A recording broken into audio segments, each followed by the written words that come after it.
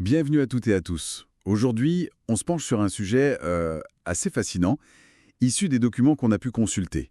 Les agents d'intelligence artificielle décentralisés qui tournent sur le réseau PIC. L'objectif, c'est de comprendre ce qui les rend si différents des IA plus classiques centralisés, et puis comment ils pourraient peut-être créer une nouvelle forme d'économie autonome. Alors, l'idée de base, c'est ça.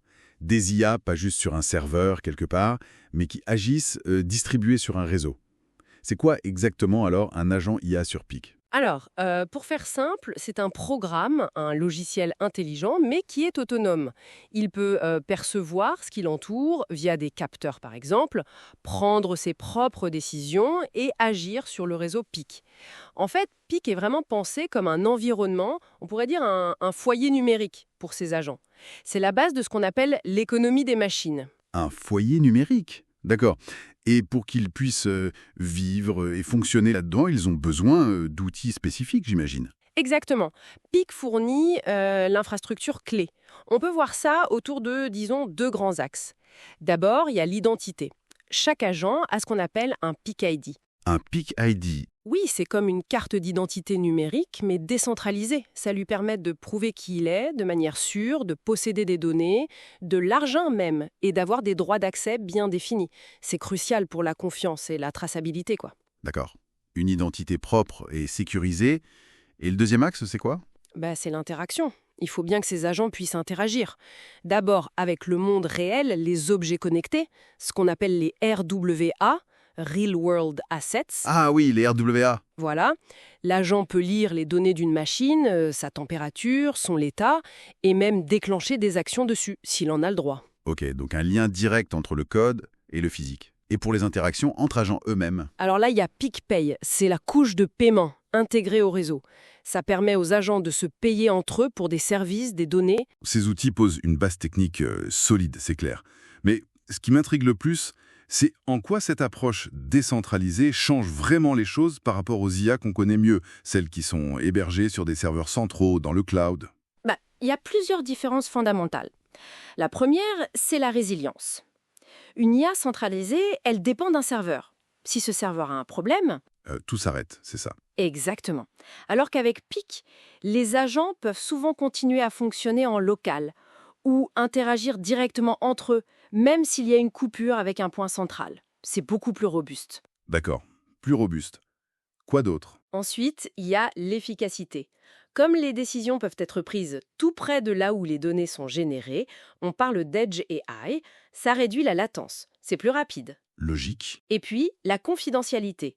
Si les données sont traitées localement, moins d'infos sensibles circulent vers un serveur central unique. C'est un plus pour la protection des données. Plus robuste, plus rapide, plus confidentiel, ok. Mais cette autonomie un peu partout, est-ce qu'on ne risque pas de perdre le fil, de ne plus savoir qui fait quoi? C'est une bonne question, et c'est là qu'un autre élément est crucial, la transparence et l'auditabilité. Les actions importantes des agents, elles peuvent être enregistrées sur la blockchain Piki. Ah, la blockchain. Oui, qui agit comme un grand livre de comptes publics sécurisé, infalsifiable. Chaque transaction importante, chaque décision clé laisse une trace qu'on peut vérifier. Ça contraste fortement avec l'opacité de certaines IA, et c'est d'ailleurs très pertinent avec des réglementations comme l'IA Act européen qui exigent justement de la transparence et de la robustesse pour les systèmes d'IA. Cette combinaison d'autonomie et de registres transparents et vérifiables, ça ouvre la porte à quoi, concrètement, comme application économique? On parle sérieusement de machines qui font du commerce entre elles? Absolument. On entre vraiment dans ce qu'on peut appeler une économie des agents intelligents. Prenez l'optimisation autonome. Un agent qui gère un bâtiment pourrait par exemple ajuster la clim en temps réel en fonction du prix de l'électricité pour minimiser la facture. Tout seul. Pas mal. Et pour les interactions entre machines? Imaginez un véhicule électrique. Son agent IA pourrait trouver la borne de recharge la moins chère et disponible à proximité, négocier le tarif et payer directement via PicPay. Carrément? Ou même des agents qui collaborent. Plusieurs agents pourraient travailler ensemble pour optimiser une chaîne logistique, par exemple, et se payer mutuellement pour leur contribution via PicPay. Attendez, ça veut dire que mon scooter électrique pourrait, de lui-même, décider de se louer quand je l'utilise pas, trouver un client, gérer sa recharge et encaisser l'argent sur son propre compte PicPay? C'est tout à fait ça l'idée, Un actif devient capable de générer et de gérer ses propres revenus de manière autonome. Et en plus, ça réduit énormément les frais administratifs liés à toutes ces petites transactions. Au final, avoir des actifs qui s'autogèrent, qui s'optimisent et dont les actions sont transparentes, ça offre un avantage concurrentiel et opérationnel potentiellement énorme. Donc si on essaie de synthétiser ce qui ressort de ces sources sur PIC et ses agents IA décentralisés. Fondamentalement, l'idée, c'est de créer une couche de confiance numérique.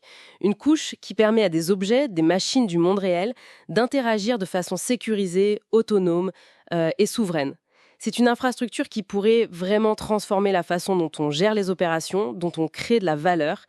Ça ouvre la voie à un futur économique potentiellement plus efficace, plus innovant et surtout plus autonome. Hmm. Et ça nous laisse avec une dernière réflexion, peut-être. Si les machines, via leurs agents intelligents, peuvent gérer des biens, échanger de la valeur de façon autonome et transparente, quelle place reste-t-il pour l'intervention humaine dans la gestion au quotidien? Comment notre rôle pourrait évoluer dans cette nouvelle économie qui se dessine? Voilà, une question intéressante pour continuer à réfléchir.